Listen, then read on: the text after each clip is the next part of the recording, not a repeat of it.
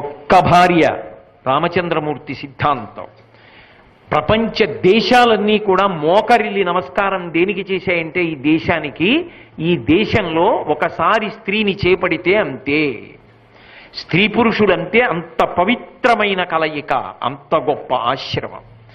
అటువంటి భార్య ఈసడింపవలసినది కాదు, పరమ ప్రేమతో నువ్వు చూడదగినటువంటి వ్యక్తి, గౌరవింపదగిన వ్యక్తి. యథార్థానికి ఇంకా లోతుగా నేను చెప్పవలసి వస్తే, ఆమె నీ జీవితంలో ఉత్తమ లోకాలు పొందడానికి పుణ్యమునకు కారణం ఆమెయే.